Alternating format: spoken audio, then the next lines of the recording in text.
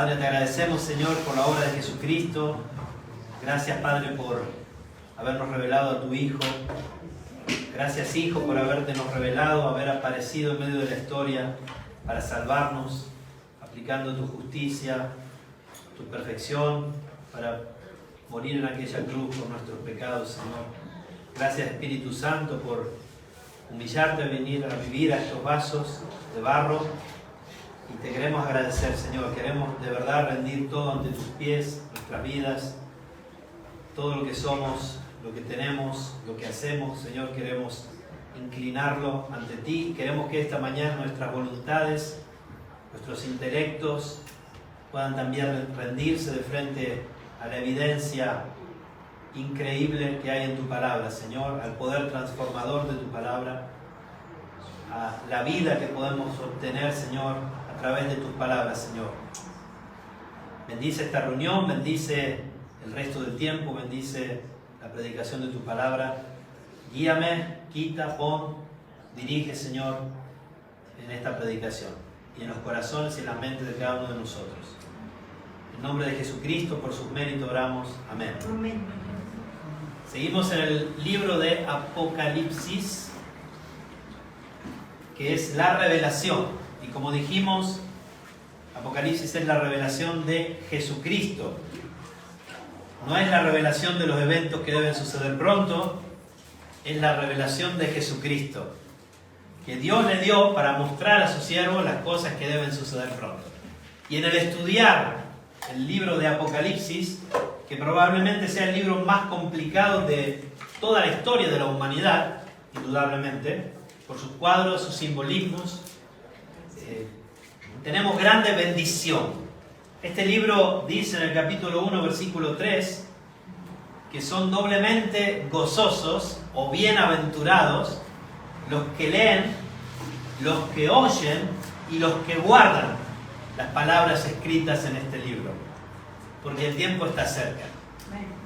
Hay gran bendición, hermanos y hermanas, en el estudiar el libro de Apocalipsis. Hay grande gozo y hay grande posibilidad de comprender la extensión, el futuro de la obra de Dios, del reino de Dios, de la obra de Jesucristo, en medio de la historia, a través de la iglesia, y de la obra de Jesucristo en medio de tu corazón, a través de tu vida. Porque este libro no está escrito solo como depositarios, esas 7 iglesias que lo recibieron originalmente, de la cual hoy vamos a estudiar la primera, que es la iglesia de Éfeso, sino que está escrito para que el que oye, el que puede oír, oiga lo que el Espíritu dice a las iglesias. Y si tú eres hijo de Dios, parte de la iglesia de Jesucristo, este libro indudablemente está escrito para ti y para tu vida.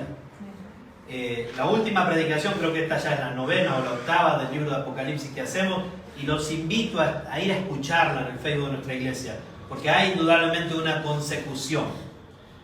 La última predicación hice una introducción de las 7 iglesias, y vimos que en cada una de las 7 cartas a las 7 iglesias hay 7 divisiones que podemos hacer. Y esas son las mismas que vamos a seguir hoy, porque son divisiones naturales del texto. Primeramente, la carta está dirigida a una congregación que viene identificada a través de un ángel. Jesús le dijo a Juan: escribe al ángel de la iglesia en Éfeso, de la iglesia en Esmirna, de la iglesia en Sardis. Habla de este ángel. No sabemos muy bien quién es este ángel. Algunos piensan que era el pastor, pero sabemos que en la Biblia existe el colegio de pastores. Algunos piensan que era un ángel, digamos, de la guarda de la iglesia, que tenía que hablarlo, pero indudablemente algo está claro, que está hablando a la iglesia, está hablando a la congregación. Ese es el punto. Cuando se habla al ángel, en realidad se está hablando a la congregación. Se está hablando a la congregación que se reúne. Ya hablé la última vez de la diferencia entre la iglesia visible y la invisible. La iglesia de Jesucristo son los redimidos de todos los tiempos, pero las iglesias locales no están conformadas solo por redimidos. Muchas veces en las iglesias hay creyentes y hay algunos que son parte de la iglesia y no son creyentes, no son renacidos. Por eso muchas de las cosas que habla aquí también tienen que ver con personas que están en las iglesias, que frecuentan las iglesias, que aparentan ser de la iglesia, pero no lo son. Y en esos también están incluidos aquí. Ahora, la primera carta a la primera iglesia es la iglesia de Éfeso, y quizás la más conocida de las 7 iglesias. Me atrevería a decir que junto con la Odisea, será porque son la primera o la última, o por algunas cosas que luego veremos en esta iglesia, son las más recordadas. Y la iglesia de Éfeso tenemos el privilegio de conocer mucho de su historia. Cómo comenzó, quién la fundó, cómo fueron adelante. Tenemos una carta entera a la Biblia escrito a este grupo de iglesia o a esta iglesia, que es el libro de Efesios. El libro de Efesios está escrito a la iglesia de Éfeso. Eso nos va a ayudar también a decodificar lo que el Espíritu Santo quiere enseñarnos en esta mañana y a través de su palabra. Juan tiene una revelación de Jesucristo no solo auditiva, tiene una revelación visiva tremenda. Es la única vez que vemos realmente a Cristo en cuerpo entero glorificado.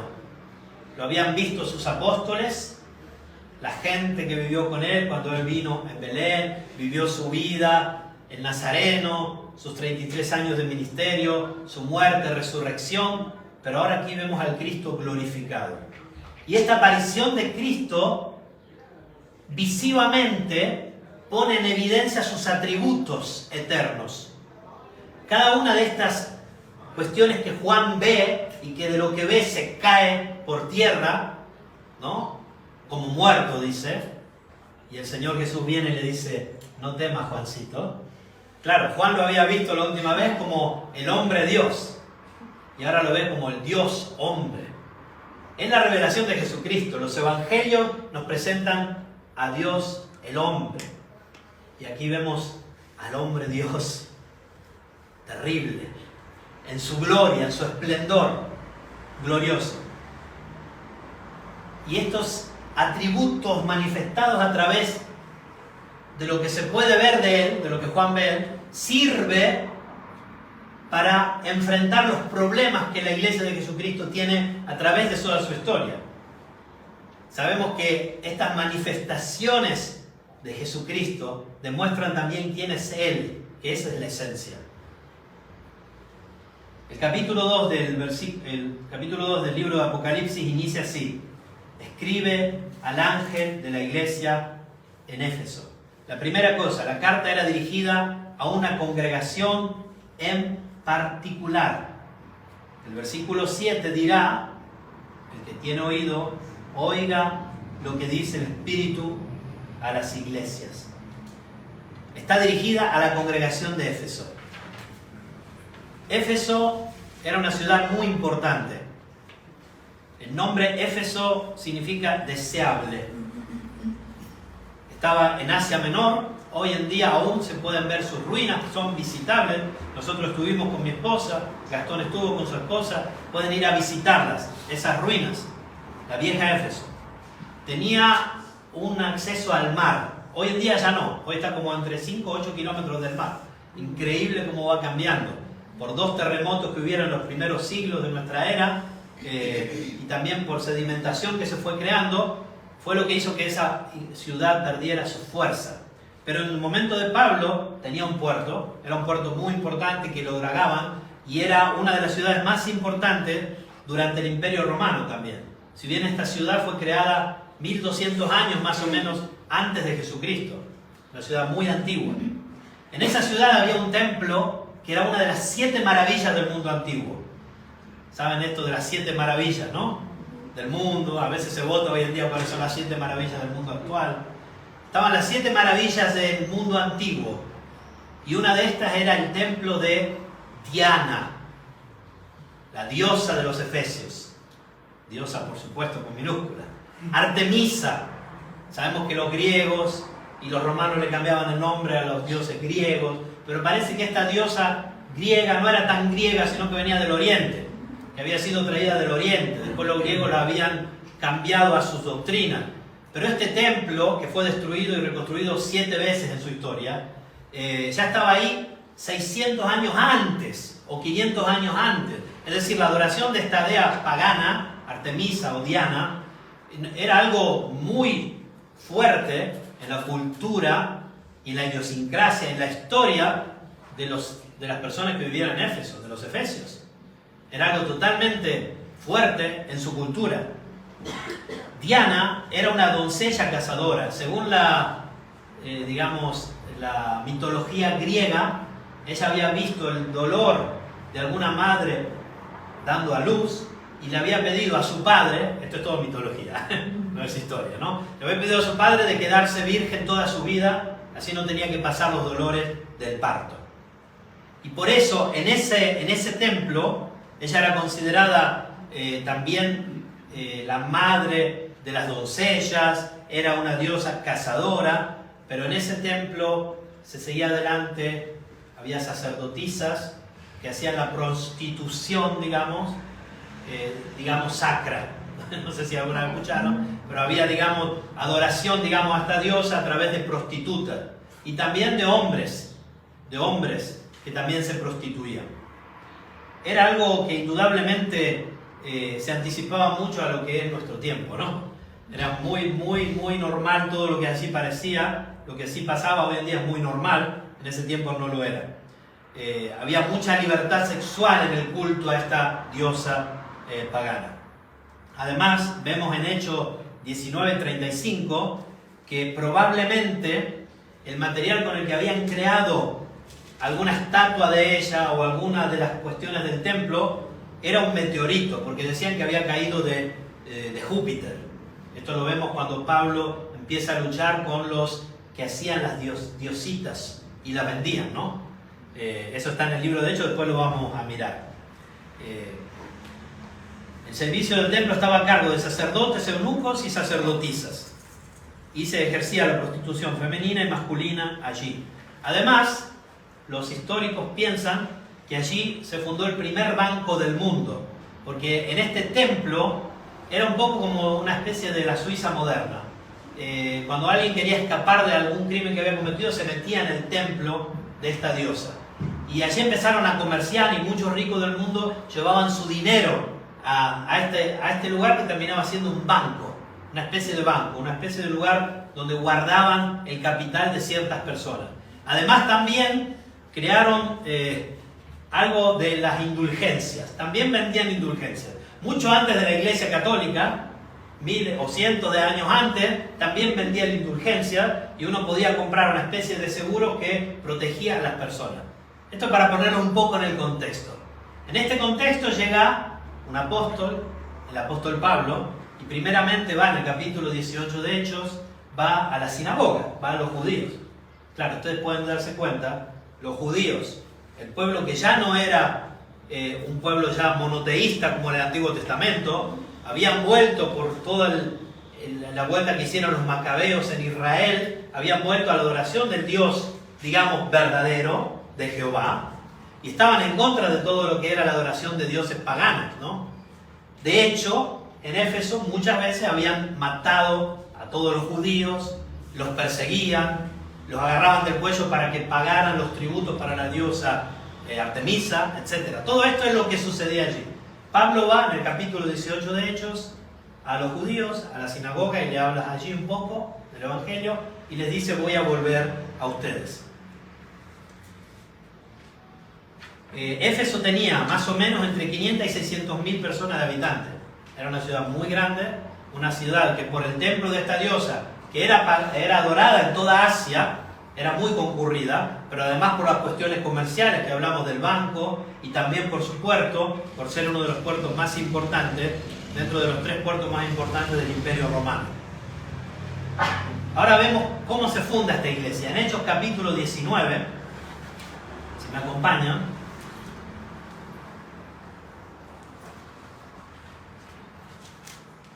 dicen que mientras estaba Apolos en Corinto, Pablo fue a Éfeso. Y haya unos ciertos discípulos que todavía no habían recibido el Espíritu Santo. Ellos dijeron: ni siquiera oímos, estoy leyendo rápido, ¿no? Voy saltando pedazos. Ni siquiera oímos que hay Espíritu Santo. Ellos habían sido bautizados en el bautismo de Juan. Entonces Pablo les dice en el versículo 4 que Juan había bautizado con un bautismo de arrepentimiento diciendo al pueblo que creyeran en el que vendría después de esto, de él, esto es en Jesús. Y al oír esto fueron bautizados en el nombre del Señor Jesús, y al imponerle Pablo las manos vino sobre ellos el Espíritu Santo, y hablaban en lenguas y profetizaban, y todos eran unos 12 varones. Y entrando en la sinagoga, habló osadamente durante 3 meses, discutiendo y persuadiendo acerca del reino de Dios. Pero como algunos eran endurecidos y desobedecían, maldiciendo el camino delante de la multitud, el camino era la cristiandad, digamos, Cristo, los cristianos, Pablo se apartó de ellos y separó a los discípulos, razonando cada día en la escuela de Tirano. Y esto sucedió por 2 años, de manera que todos los que habitaban en Asia, tanto judíos como griegos, oyeron la palabra del Señor. Y Dios hacía milagros no comunes por las manos de Pablo. En Éfeso había mucha magia, mucho falso exorcismo, mucho mago, muchas magas. Había, nada nuevo debajo del sol, ¿no? En Éfeso había mucho de eso. Pero Dios hacía verdaderos milagros, no comunes, aunque había muchos magos, mucha magia, mucho esoterismo, mucho de todo eso. Los milagros que Dios hacía a través de Pablo no eran comunes. Esto nos dice que todos esos magos, había mucha delincuencia, mucha estafa esotérica, como hoy en día, ¿no? De tal manera que hasta llevaban paños, versículo 12, o delantales de su cuerpo a los enfermos, y las enfermedades se alejaban de ellos, y los espíritus malignos se iban. Sabemos que donde hay mucho esoterismo hay mucho espíritu maligno. Hay una presencia mucho mayor en densidad que en otros lugares. En vidas donde se busca eso hay mucho mayor densidad que en vidas que no se busca el esoterismo. Esto lo sabemos, se abren puertas a la maldad. ¿Y qué pasa? Claro, estos exorcistas ambulantes, así les llama Lucas aquí en Hechos, intentan, claro, lo ven a Pablo que hace estos milagros, ellos pretendiendo ser maguitos, pero no mueven un pelo, no cambian nada, no sanan a nadie. Claro, ya está, vamos a invocar como Pablo el nombre de Jesús y vamos a llenarlo de plata. Y empiezan a invocar el nombre de Jesús. ¿Y qué le dicen los espíritus malignos? Estamos en el versículo 13. Os conjuro, ellos decían así, os conjuro por Jesús el que proclama Pablo. Y esto hacían 7 hijos de un tal Esceva, que era un sumo sacerdote judío. Fíjense qué interesante.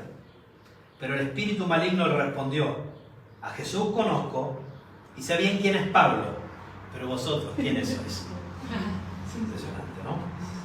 Y abalanzándose sobre ellos, el hombre en quien estaba el espíritu maligno dominó a 2 y se hizo fuerte contra ellos, de tal manera que huyeron de aquella casa desnudos y heridos. Y esto llegó a ser notorio a todos los que habitaban en Éfeso. Dense cuenta, una ciudad grande, 500, 600 mil personas. Todos escucharon esta historia, llegó a ser notorio, tanto judíos como griegos, y cayó temor sobre todos ellos. Y el nombre del Señor Jesús era engrandecido. Y muchos de los que habían creído acudían confesando y declarando sus prácticas. Había arrepentimiento. Entonces muchos de los que habían practicado las artes mágicas, juntando los libros, los quemaron delante de todos. Aquí hay un avivamiento. Hay un avivamiento en esta ciudad de Éfeso, ¿no? Un gran avivamiento. Muchos que están dejando su vida esotérica, diabólica, y se están convirtiendo. El cálculo de ellos hallaron que eran 50.000 piezas de plata. Así crecía con poder y prevalecía la palabra del Señor. Y se arma un gran alboroto, porque los que hacían templecillos, estatuas de esta diosa, empiezan a perder clientes. Ya no las compraban. ¿Por qué? Porque Pablo, el verdadero, que era un siervo del Señor, del Dios vivo, que hacía milagros reales y no falsos, les decía que los diosesitos que se hacen con las manos, las estatuas, los ídolos, no son dioses. Y que Artemisa, claramente, no era una diosa. Artemisa no existía. era fruto de mitologías y de historias inventadas. Y a estos tipos no les interesa que la diosa no existe, les interesa que están perdiendo dinero. Y esto es lo que sucede.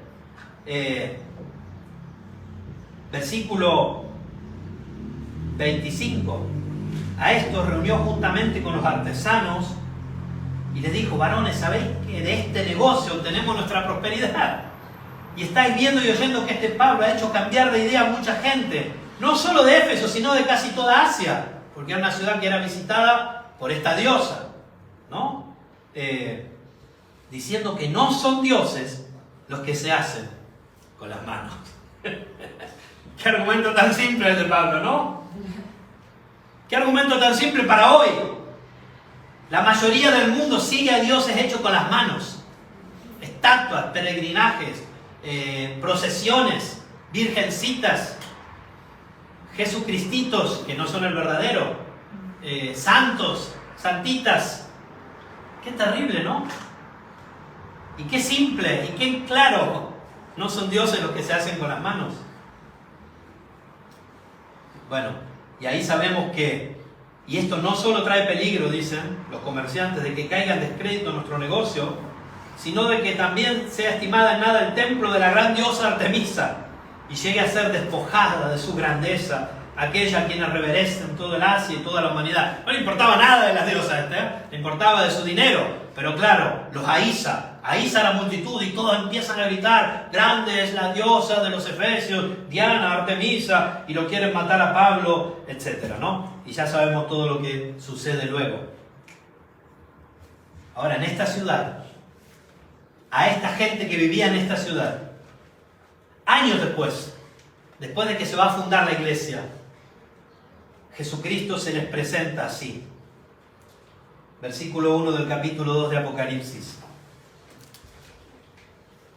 Esto dice el que sostiene las 7 estrellas en su diestra. Artemisa era también considerada la diosa de la luna. Acá Jesucristo se presenta como el que tiene en sus manos 7 estrellas. Sabemos por el contexto que estas 7 estrellas son las 7 iglesias a las que está escribiendo. Sabemos por el contexto que estas 7 iglesias representan a la iglesia de Jesucristo en todos sus tiempos. Todas las iglesias de Jesucristo. Estamos ahí también nosotros. Todas las iglesias están representadas. El número 7 habla de perfección. Habla de lo completo. Y Jesucristo tiene a su iglesia en sus manos. Pablo le decía a los de Éfeso: no son dioses los que se hacen con las manos. Y aquí está el verdadero Dios que tiene todo en su mano. ¿Lo ven este contraste? ¿Se acuerdan de Belsasar? Aquel al cual una mano se le aparece en medio de la fiesta y escribe: Mene, Mene, Tekel, Uparsin. Ha sido juzgado, ha sido puesto término a tu reino, ¿no? ¿Y qué le dice? Y al Dios en cuya mano está tu vida, no has temido ni respetado. Lo estoy parafraseando, ¿no? Eso, si lo quieren leer después, está en Daniel capítulo 5, versículo 23. El Dios en cuya mano está tu vida, nunca honraste. Y aquí está Jesucristo, el único y verdadero Dios, el que camina alrededor de los 7 candelabros que son su iglesia, el que camina en medio de su iglesia, el que está totalmente en control de todo lo que le sucede a su iglesia. Claramente, ni hay que decirlo, el contraste entre Jesús y Artemisa, ¿no? Obviamente, ¿no? Está clarísimo.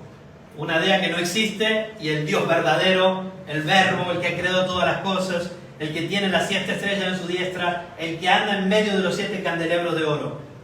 Así se presenta Jesús a sí mismo en la carta a la iglesia de Éfeso.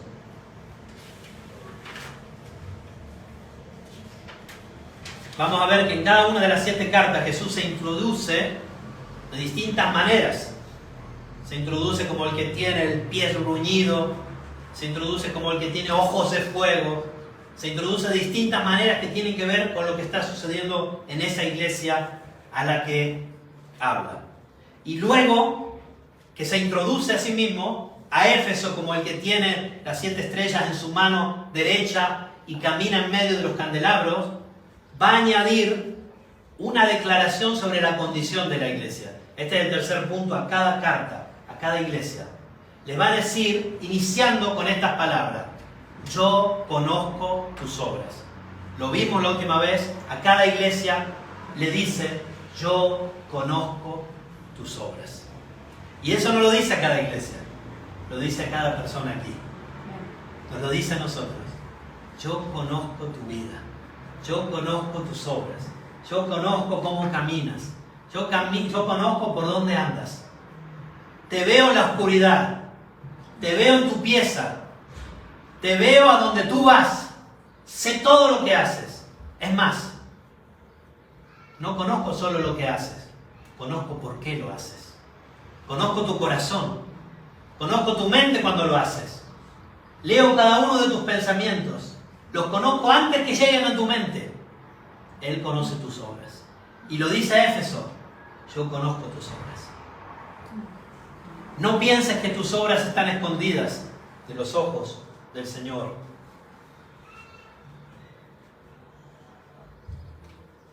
Y empieza hablando de las buenas actividades que esta iglesia había llevado adelante. Y de verdad eran buenas. Y estas buenas actividades que ellos habían llevado adelante por muchos años, Jesucristo las reconoce. Fíjense, capítulo 2, versículos 2 y 3. En la versión textual dice, yo sé tus obras. Yo conozco tus obras. Y arduo trabajo. Y tu perseverancia. Miren, mucho trabajo por el Señor, por su nombre, por su reino. Perseverancia, mucha perseverancia, en medio de una sociedad de la que describimos antes, en medio de esa idolatría. Mucha perseverancia. Es más, le dice, yo reconozco, sé que no puedes soportar a los malos. Y cuando habla de los malos aquí, no está hablando de los malos en el sentido general, está hablando a falsos profetas que se iban a levantar, que después lo vamos a ver, que eso fue profetizado por Pablo y sucedió en esta iglesia. Y probaste a los que se dicen a sí mismos apóstoles y no lo son. Muy actual. Ponga en YouTube, apóstol. Le aseguro que van a salir millones de personas. ¿Y sabe qué le digo? Ni uno de esos es apóstol. ¡Cero! Todos mentirosos. Porque el apostolado como ministerio ya terminó. Los apóstoles y los profetas están a la base de la iglesia. Hoy en día no hay apóstoles. Están siempre los mismos. Ellos. Juan, Mateo, ¿no? Ellos son los únicos apóstoles. Sí hay apostolado en el sentido de enviados, pero no son los 12 apóstoles del Señor. Absolutamente no. Pero en ese tiempo todavía había apóstoles vivos. Y quizás hasta había algunos que pretendían ser apóstoles. Y ellos los ponían a la prueba. O quizás podemos entenderlo como la palabra apóstol, como enviado, mensajero. Quizás había misioneros que llegaban a esta iglesia y pretendían ser cristianos. Y quizás hablaban muy lindo de Cristo, pero después metían herejías. Y eso pasó en esta iglesia. Y esta iglesia los reconocía. Y podía separar la paja del trigo. Y ponía a la prueba a los predicadores o sedicentes tales. No lo son y los hallaste mentirosos. Y tienes perseverancia y soportaste por causa de mi nombre y no has desmayado. Después de que Pablo estuvo 3 años en Éfeso, en la iglesia de los Efesios, se fue y luego vemos que en su viaje misionero, capítulo 20 de Hechos, vamos a mirarlo, capítulo 20 de Hechos, versículo 13, 16, él quiere saltear, exactamente quiere saltear a Éfeso, porque quería llegar rápido a Jerusalén para la fiesta. Capítulo 20, versículo 13 de Hechos, dice Lucas, nosotros entonces adelantándonos hasta la nave zarpamos para Asón con la intención de recoger allí a Pablo, pues allí estaba dispuesto que él iría por tierra. Cuando pues se encontró con nosotros, ¿estoy leyendo bien? 13, sí. En Azón lo recibimos a bordo y llegamos a Mitilene. Zarpando de allí, llegamos al otro día, al día siguiente, enfrente de Quío. Al otro día nos aproximamos a Samos y al día siguiente llegamos a Mileto. Y Pablo, versículo 16, había decidido navegar sin hacer escala en Éfeso, para no perder tiempo en Asia, pues, de serle posible, se apresuraba a estar en Jerusalén el día de Pentecostés. Sin embargo, va a una ciudad más adelante, salta al casillero de la Oca de Éfeso, no quiere perder tiempo allí, pero va a Mileto, que estaba a 60 kilómetros, y manda a llamar a los ancianos de la iglesia de Éfeso. Envió recado a Éfeso y mandó llamar a los ancianos de la iglesia. Esto más o menos habrá sido, estimamos, no lo sabemos, entre 20 y 30 años antes de la carta que Juan le está escribiendo a Éfeso. Pero acá podemos ver los orígenes de esta iglesia de Éfeso, ¿comprenden? Podemos ver su historia pasada, podemos ver los primeros años del ABC. Y la carta la recibieron dentro de 30 años más o menos, 20 años, ¿no? Podemos ver las causas que están a la base. Pablo manda a llamar a los ancianos y bueno, le dice que ustedes saben cómo yo me he comportado con ustedes, cómo les he anunciado la palabra del Señor toda, no hubo nada de que no les hablé, le hablé de todo, le comenté todo, le respondí todo lo que quisieron, y saben de que como con mis manos me di de comer por la gracia del Señor, el Señor me dio de comer con mis manos, y saben que ahora voy a ir a Jerusalén, y Él les dice, bueno, yo no estimo mi vida preciosa, ninguno de ustedes va a ver nunca más mi cara aquí en la tierra, no nos vamos a ver nunca más. Y les dice a estos ancianos, los pastores de la iglesia en Éfeso, les encomienda algo. Fíjense, el versículo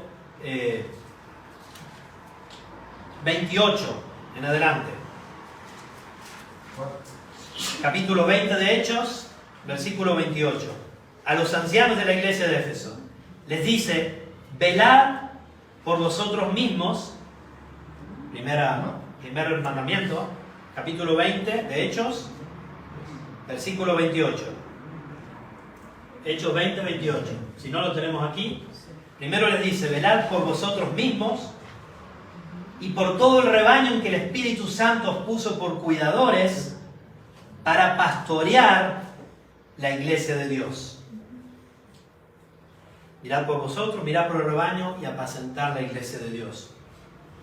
Y después les advierte y le dice: porque yo sé que después de mi partida, dos cosas van a pasar.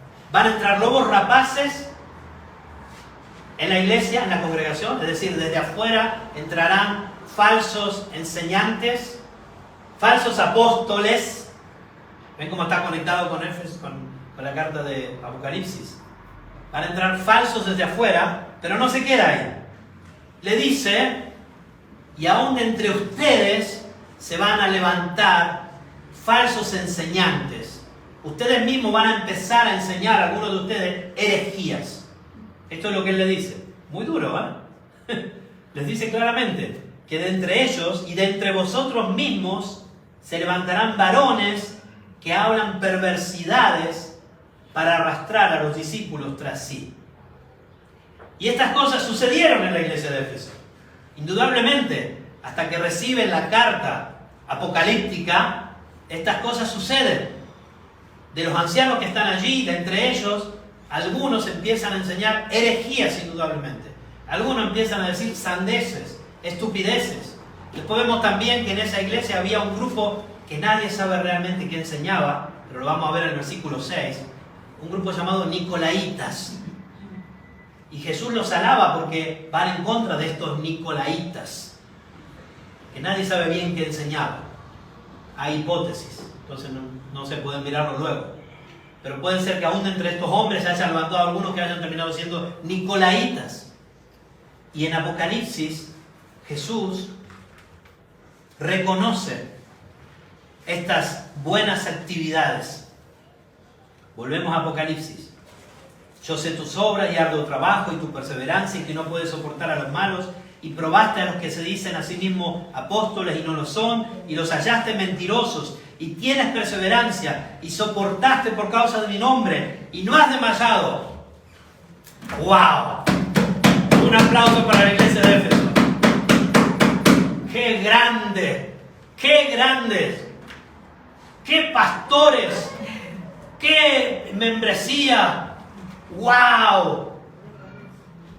Lástima que viene el versículo 4. Que en realidad todo lo que dijo ahora es para llegar al versículo 4. Porque el centro de la cuestión está aquí. El centro del asunto está aquí. En el versículo 4. Ahora viene el veredicto, la sentencia.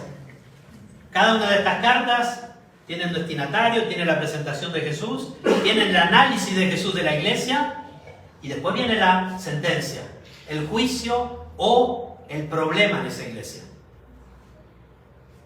El corazón del asunto. Pero tengo contra ti.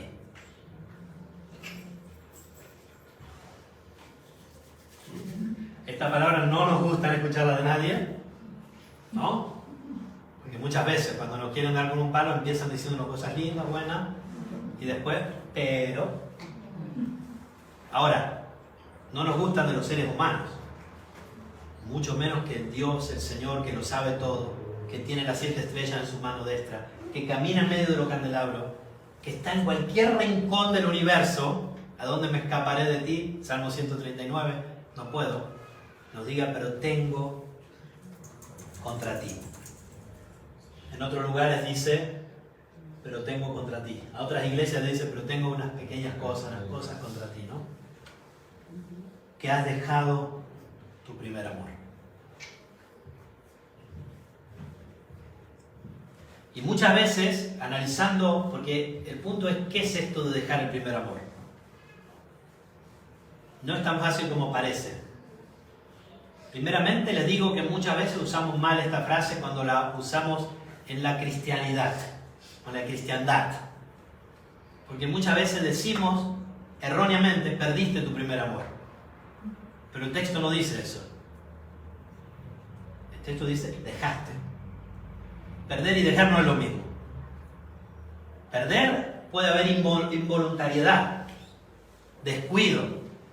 Dejar es un acto de la voluntad.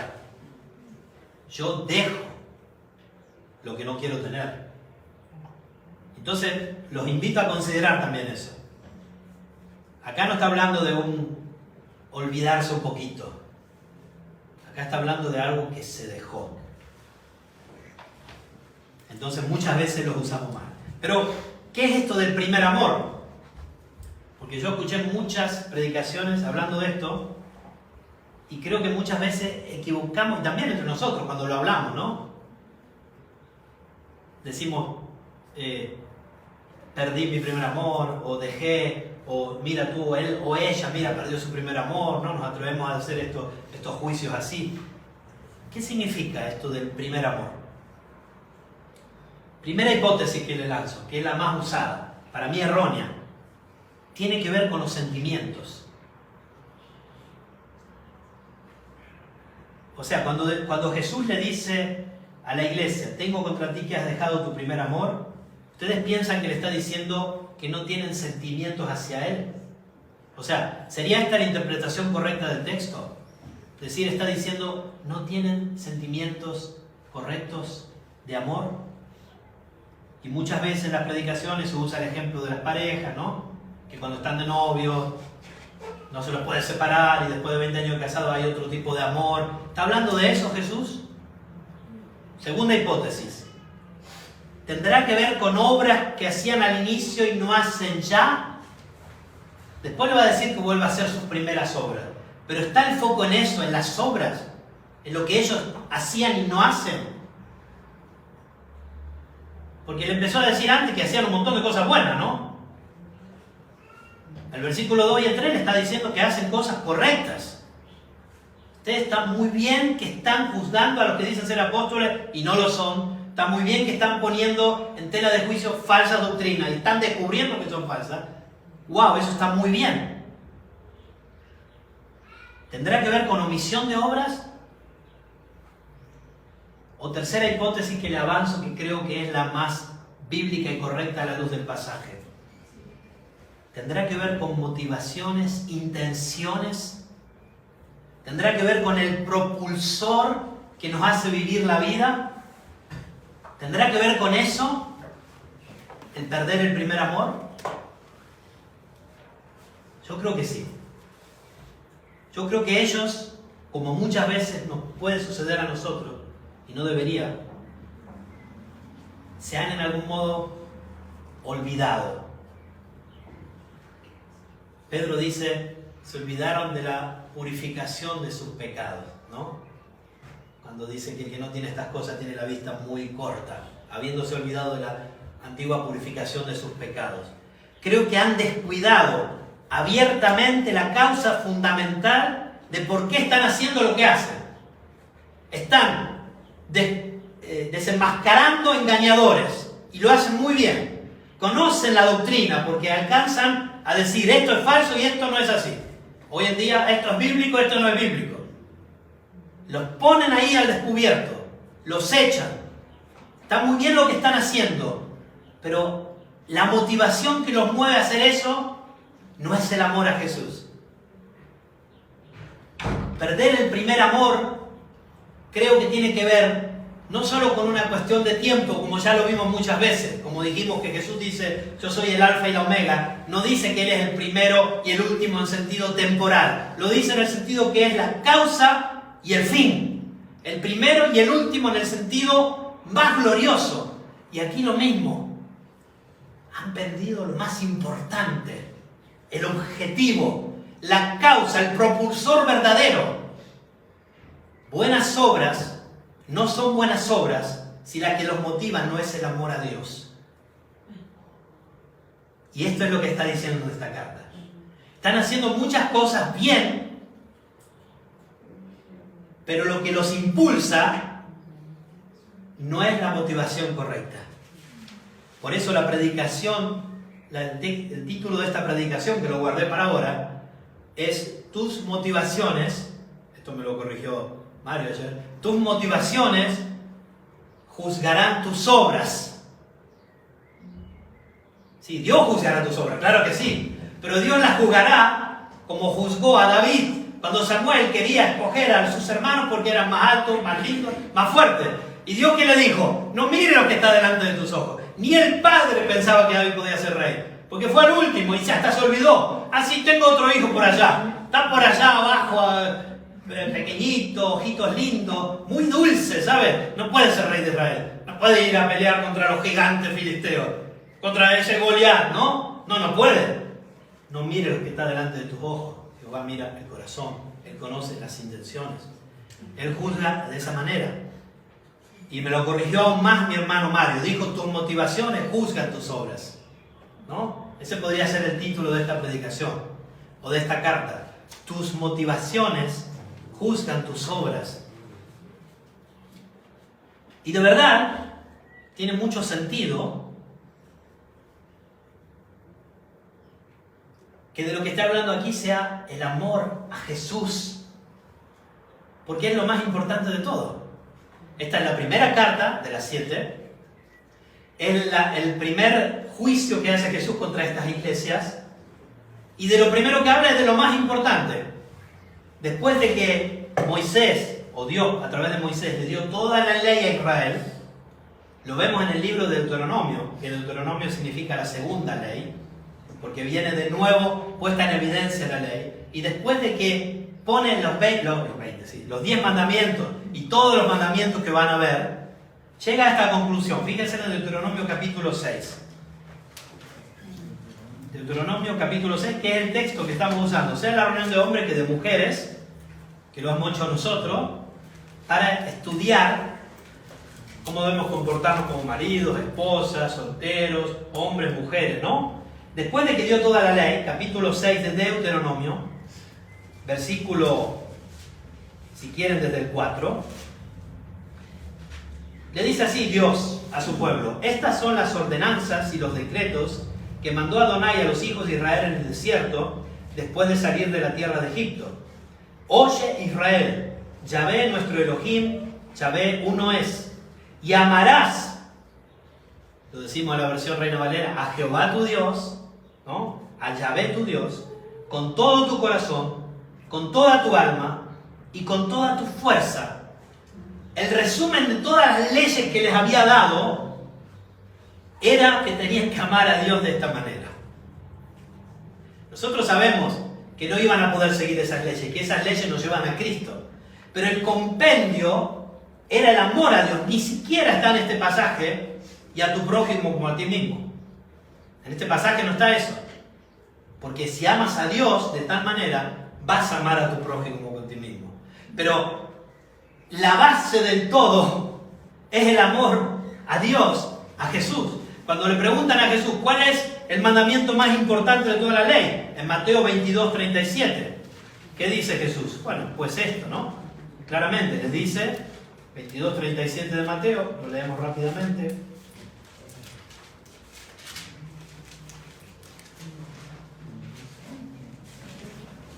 Le preguntaron para tentarle, versículo 36, Maestro, ¿cuál es el gran mandamiento en la ley?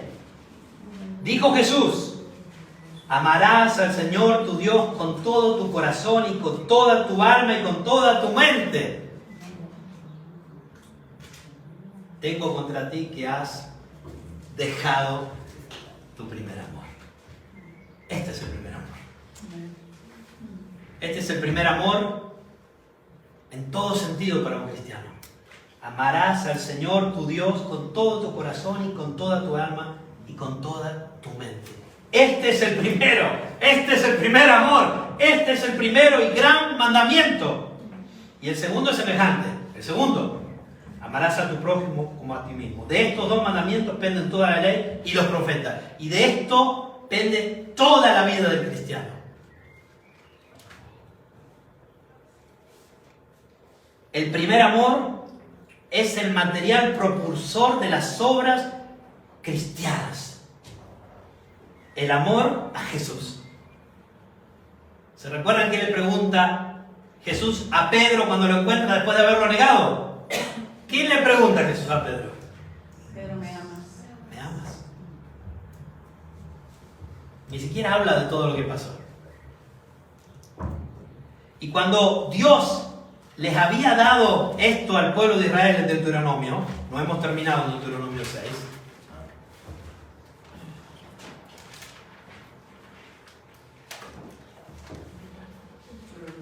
versículo 20 del capítulo 6 de Deuteronomio, tiene lógica, hermanos.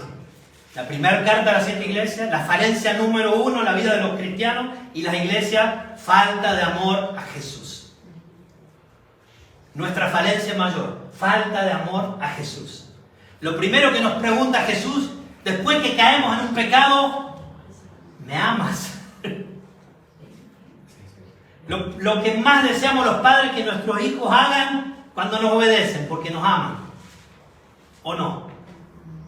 Si yo sé que mi hijo lo hace porque me ama, lo va a seguir haciendo. Va a seguir intentándolo.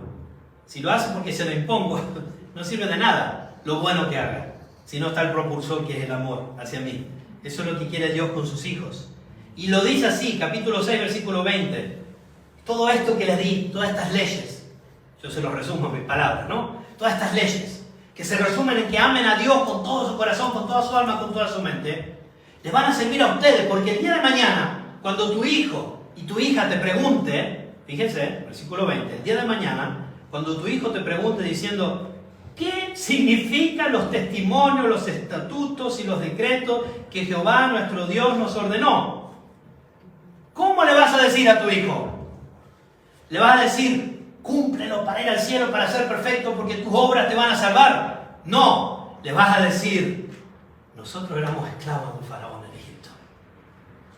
Y como dice en Efesios capítulo 2, Efesios capítulo 2, la iglesia de Éfeso, y Él os dio vida a vosotros cuando estabas muertos en vuestros delitos y pecados. ¿Lo ven? Deuteronomio 6, Efesios 2, Apocalipsis 2, todo conectado, gloriosamente conectado. Hermanos, el campo donde se siembra el amor a Dios en nuestras vidas tiene que ver con las semillas de lo que Dios hizo por nosotros. Nosotros, ¿quieres amar a Dios? ¿Quieres amarlo más? Recuerda lo que Él hizo por ti. Nosotros éramos esclavos en la tierra. Así le vas a empezar a tu hijo. No le vas a decir, ¿sabes? El monte temblaba y los truenos y los animales que morían que se acercaban y teníamos un terror que fuimos a comprar 10 kilos de pañal y no sabíamos dónde meternos. No, le vas a decir, ¿sabes qué, hijo? Nosotros éramos esclavos en Egipto y Dios nos libró. Por eso le amamos. ¿Sabes qué le vas a decir? Yo estaba muerto en mis delitos y pecados. No tenía esperanza, sin Dios, sin esperanza. Eso dice en la carta de Efesios, ¿no? Estaba sin esperanza en el mundo, alejado de la ciudadanía de Israel. ¿Y saben qué? Él me amó. Él me dio vida cuando estaba muerto. ¿Y saben qué? La iglesia de Éfeso había olvidado eso. No estaba teniendo en cuenta eso. Por eso sembremos cada día las semillitas recordatorias de lo que Dios hizo por nosotros. ¿Por qué nos bautizamos? Sí, es un mandamiento, ¿vale? ¿Por qué tomamos la cena del Señor? Claro, para estar en comunión. Pero estos son recordatorios de lo que Dios hizo con nosotros. ¿Por qué tenemos que hacerlo? Para recordarnos. Para recordarnos. Para que cuando hijo te pregunte, ¿por qué vas a la iglesia y lees la Biblia todos los días? Ojalá te lo diga, porque creo que no la lees todos los días. ¿Por qué pasas 5 horas en tu cámara orando? Ojalá te lo diga, aunque sea un minuto. ¿Por qué? Porque soy un gran religioso. Y me gusta ir con la corbata y el traje y la Biblia grande para que todo... No, yo era esclavo en Egipto, ¿sabes? Yo estaba muerto en mi delito y pecado, ¿sabes? Y si no fuera por Jesús, wow, sería un desastre. Sería peor padre de lo que soy. Sería peor marido de lo que soy. Y estaría yendo al infierno. Pero Dios, capítulo 2 de Efesios, versículo 4, fíjense en Efesios 2, siempre en la iglesia de Éfeso, Efesios 2, 4. Así empieza el versículo. Pero tengo contra ti que has dejado tu primer amor. Pero Dios, le dijo a los efesios, que es rico en misericordia, por su gran amor con que nos amó, aun estando nosotros muertos en delitos y pecados, nos dio vida juntamente con Cristo. Por gracia habéis sido salvados. Y esta es la motivación. Nosotros le amamos a Él porque Él nos amó primero, dice 1 de Juan. Y ahí está la base fundacional para cualquier obra que quieras hacer de cristiano. Se hace cualquier magnífica, increíble y excelente obra basado en cualquier otro fundamento que no sea el amor a Dios, tus obras no valen nada.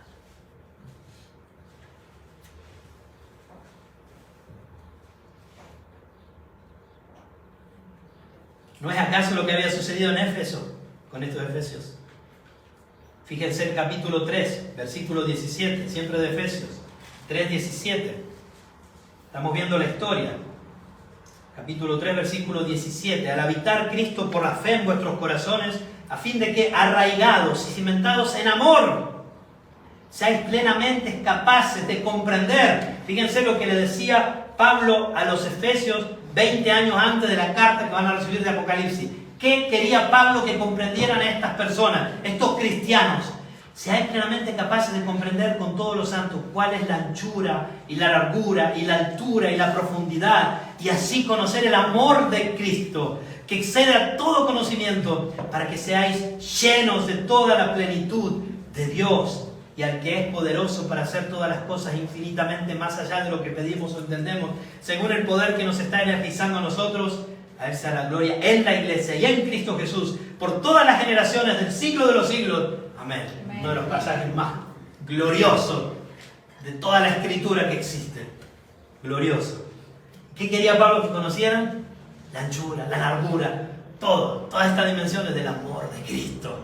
Y a esto que Pablo quería que conocieran eso, le dice, pero tengo contra ti. ¿Qué has dejado? Iba a decir perdido. ¿Qué has dejado? Tu primer amor. Pero no queda ahí. Claro, hay solución. Después, en el capítulo 5, se lo leo rápidamente, les había dicho en Efesios 5:1, sed pues imitadores de Dios como hijos amados y andad en amor como Cristo también nos amó. O sea, habían sido bien claramente advertidos de esto. Y en esto cayeron. El mandato. Volvemos a Apocalipsis 2 y ya estamos terminando. aunque nos falten 3 puntos, son puntos muy rápidos. Dice la invitación de Jesús, ¿qué tienen que hacer? El mandato, ¿qué tienen que hacer? Mirko, sí, he dejado mi primer amor. Sí, Jesús, hemos dejado nuestro primer amor. Recuerda, por tanto, de dónde has caído. ¿Sabes qué? Yo era esclavo en Egipto. Yo estaba muerto en mis delitos y pecados. Y Dios me salvó. Y arrepiéntete. Recuerda y arrepiéntete. Y luego dice, y haz las primeras obras. Pero no me dijiste que no era por las obras. No, claro.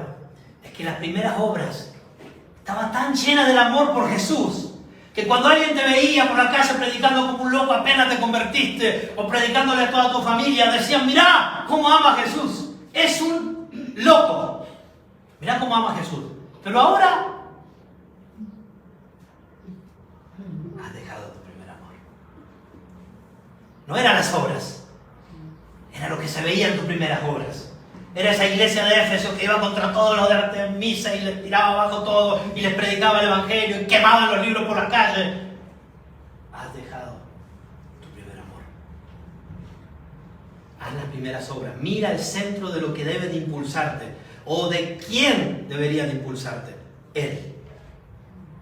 Nosotros sabemos que los creyentes no podemos perder nuestra salvación, obviamente, porque es por gracia, no es por obra. Es por obra de Dios, no por nuestras obras. Nuestra salvación es para buenas obras, pero no es por buenas obras. Somos salvados por gracia para buenas obras. No somos salvados por obras para buenas obras. No tendría sentido. Somos salvados por gracia para buenas obras. ¿Está bien? Pero lo que sí, aunque nosotros no podemos perder nuestra salvación, las iglesias locales pueden perder la iluminación. El mismo Jesús que camina en medio de los 7 candelabros, a un cierto punto, después que ha llamado al arrepentimiento, después que ha guiado a esa iglesia, ¿saben qué hace? Apaga la vela. Eso en la Biblia se llama Icabod. ¿Se acuerdan? Los hijos de Eli. Icabod. Estudienlo. Es glorioso. Cuando la gloria del Señor deja un lugar. Eso sucede en muchas iglesias locales. Y no estamos exentos. Es más, me atrevo a decir que sucederá en esta iglesia un día. Espero que no suceda mientras nosotros estemos vivos. Pero ha sucedido casi cada iglesia local. Pero Dios sigue obrando. Y que Dios nos libre a nuestra congregación de esto. Y esta exhortación es para nosotros. Ya en el versículo 6 les dije, bueno, leemos el 5. Recuerda, por tanto, de dónde has caído y arrepiéntete y haz las primeras obras. Si nosotros viviéramos una vida de arrepentimiento continuo, no para salvación, sino porque hemos sido salvados, entonces podríamos vivir continuamente en el amor de Jesús, experimentando siempre ese gozo de la salvación, ¿no? Esa presencia constante de Él, ese fundamento para cada una de nuestras obras. Y haz las primeras obras, pues si no, yo iré a ti y quitaré tu candelabro de su lugar, a menos que te arrepientas. Sin embargo, tú tienes esto, que aborreces las obras de los nicolaitas, las cuales yo también aborrezco. Aún el Señor da aliento, arrepiéntanse. Lo que están haciendo, sigan haciéndolo bien, pero háganlo con la motivación correcta, háganlo con la base correcta, con Jesús, conmigo, dice Él, en el centro. Y esta exhortación es para nosotros. Porque dice, el que tiene oído, no habla de este oído. Esto lo tienen todos, bueno, salvo alguno que tendrá algún problema, se lo cortó o algo, o algún malco que algún Pedro le haya cortado el oído. Pero todo eso lo tienen todos. No está hablando de este oído, está hablando del oído espiritual. El que tiene oído, puedes oír estas cosas, las comprendes. El Espíritu Santo te lo está revelando. Tienes oído. Oye lo que el Espíritu dice a las iglesias. Esto no era solo para Éfeso, era para la ABC, era para nosotros, es para nuestra vida. Oye lo que está diciendo aquí. Y por último, una promesa. promesa de recompensa que vamos a encontrar en cada una de las 7 cartas. Dice, al que vence o al que venciere, al que vence, le daré a comer del árbol de la vida, el cual está en medio del paraíso de Dios. Artemisa tenía también una estatua que era como en forma de árbol. Obviamente nosotros sabemos que el árbol de la vida, que creo que existe realmente y existió indudablemente en el Edén, y creo que existirá en la gloria, pero es una ilustración de Jesucristo. Indudablemente Él es la vida. Él dijo, yo soy la vida, ¿no? Es Jesucristo el árbol de la vida, indudablemente. ¿Saben qué? En Edén había muchos árboles. Y por cuanto sabemos, había 2 árboles muy especiales. Estaba el árbol del conocimiento del bien y del mal, pero también estaba el árbol de la vida. En Edén estaba el árbol de la vida.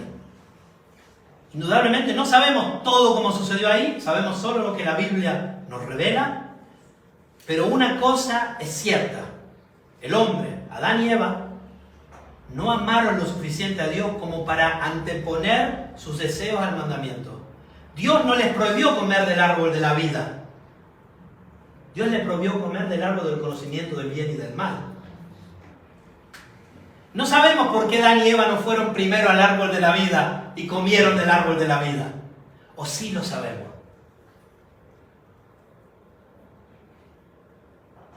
Porque aún en esa instancia, libre, en ese momento el hombre tenía libre albedrío, no había pecado aún, y aún en su libre albedrío escogió no amar a Dios. No le obedeció. Vosotros me amáis, dijo Jesús, si seguís mi mandamiento. El único mandamiento, el único que le había dado Dios al hombre, no le había dado 656 leyes, no le había dado el decálogo, nada. El hombre era inocente y puro, y era santo, sin pecado. El único mandamiento que Dios le había dicho era: de todos los árboles puedes comer, incluso del de la vida. Esto lo digo yo. Pero del árbol que está en el medio del huerto, que es el árbol del conocimiento del bien y del mal, que en realidad era más el conocimiento del mal que del bien, porque ellos vivían en el bien, no comerás, porque del día que de él comieres ciertamente morirás. ¿Y qué hicimos? Lo hicimos nosotros. No fueron Adán y Eva, fuimos nosotros en ellos. Fuimos al único que se nos había prohibido. Claro, entró el engañador, entró el acusador, la serpiente antigua, Satanás, tentó y el hombre cayó. Ahora, Dios puede restaurar nuestras vidas en modo de que no vamos a ir a comer del árbol del conocimiento del bien y del mal. Ya lo conocemos demasiado bien, lo mal que nos hace el mal. Conocemos muy bien lo mal que nos hace el pecado, la muerte que trae, las consecuencias terribles y nefastas. 6.000 y pico de años de humanidad nos bastan para decir que el pecado es terrible, que odiamos al pecado. Porque todos los sufrimientos que nosotros pasamos y todos los que nos libró el Señor, pero otros pasan y han pasado, son terribles y son consecuencia del pecado del hombre, no de Dios, del pecado del hombre. Dios lo permitió para que haya restauración, para que la gloria sea para Él y para que ahora, ¿saben qué? Al que venciere, Él nos dará a comer del árbol de la vida, que está en el paraíso de Dios. Y esto será un gozo increíble. Y esto también es una figura de ir a Jesucristo. De ir a Jesucristo. De amarle a Él por sobre todas las cosas. Es una figura que si tú no lo conoces, puedas experimentar ese primer amor. Amarás al Señor tu Dios con todo tu corazón, con toda tu fuerza y con toda tu mente. Y si eres hijo de Él, y probablemente has dejado tu primer amor, muchas veces lo dejamos en algunos lugares, que podamos arrepentirnos, recordar lo que el Señor ha hecho y que podamos volver a esas primeras obras con ese fuego del Señor. Que el Señor nos guíe como individuos, como familia y como iglesia. Oramos.